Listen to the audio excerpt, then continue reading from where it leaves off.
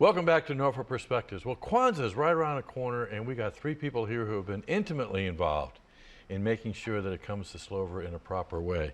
Corey, the talented blind guy Staten. How you doing? Doing good, Bob. You're the one that tells me that you're blind. I would never know it. People always forget that he's blind. Until they see my stick here. Well, then they don't know. It's not a typical Right. white cane, but that twisted stick is the inspiration for the tales of the twisted stick at the Slover. There we go. And Laquita, you know that because you live with this guy, don't you? Yes, Yes. I live with a lot of his twisted tails, and I catch him in those tails, and I uncover them, and then we put them on paper so that we can have fun with it. I was going to say, you use the word we. Is that the royal we, or does he wake up from a nap and says, hey, I got this brainstorm, and you say, okay, let's do it? You know, it actually is we.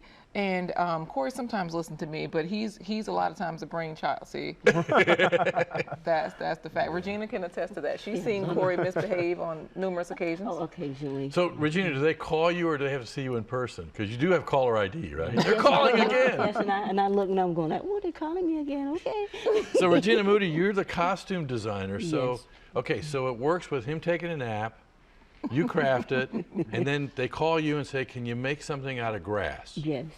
And this is one of my grandchildren, and right here, this is going to be grass. The play is about in the savannah, so we're trying to go with something that's a little bit more organic, and it's not green, it's not yellow, it's organic mixture, type yeah. mixture.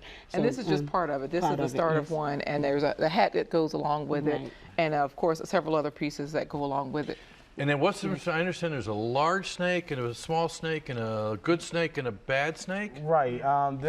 As you can see, my And a stick twisted is, stick. Yeah, my stick is twisted, which is the inspiration for the story. Because in a lot of cultures, the belief is that a stick that's been twisted like this was wrapped like by a snake, like the American Medical Association, which means it's the sign of a healer. And I don't consider myself a healer, but I was told that through my stories and playwriting, that does bring a sense of healing to people because they might learn something they didn't know before. They might learn something about themselves. And they can relate a lot of times to the message. And there is a good snake. The first story was a story that I learned from a storyteller.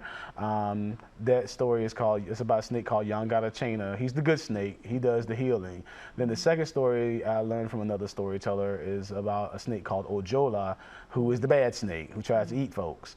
So That would put him on the list of being bad. Right, The right. naughty or nice thing is pretty much tagged. Right. So yeah, so basically the two, we use that to bring about, to let people know that there are differences in people. What we think sometimes is bad can actually be good, and sometimes what we think is good might not be so good for us. And so those are the two stories that are juxtaposed amongst all the African dance, the hip hop dance, the poetry, the Modern lyrical dance. dance, the modern dance. And it's a family affair because Regina now she helps to design costumes, but her granddaughter is in the show, and her son Quinn is actually designing and drawing the backdrops, and there'll be face painting, hula hooping. Well, he won't be doing hula hoop. No, Her son Quinn is won't be not doing hula doing. hoop. He might. No, Quinn will be I doing was the face developing a painting. mental picture that I wasn't too.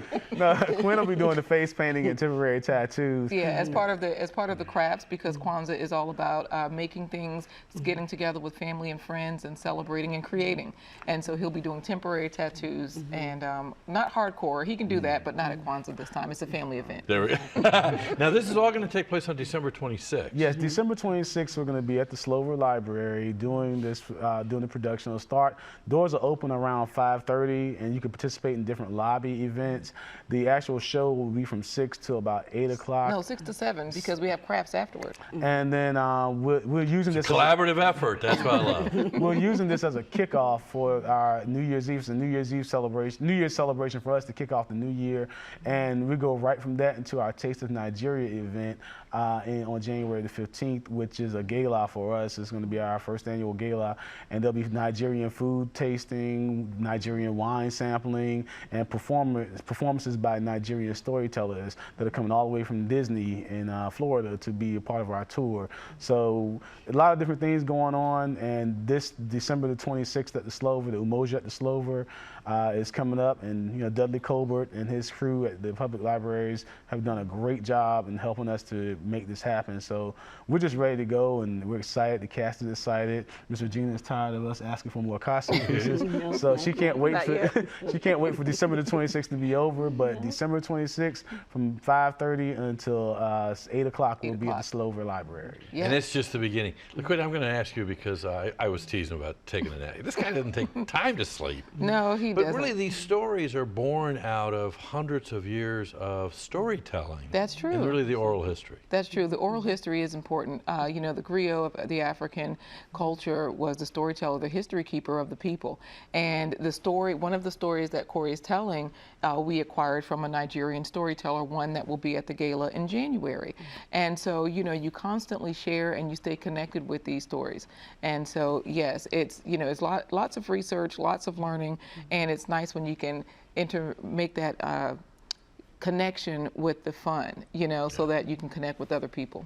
Hey, you know, one thing I've learned on this show is it's important to give back at the holiday time, but it's also important to know those stories. Sit down, take some time with your family and tell some of those stories and see where we can learn from. And then start planning for the future. So just 2016 is right around the corner. We want to hear from you, what you'd like to see on TV 48, but more importantly, what's going on in your neighborhood. Give us a holler at 664-6510. And as usual, it's a wonderful time to be in Norfolk just because of you and you and you and you. Thanks a lot, guys. Thank you. Thank you.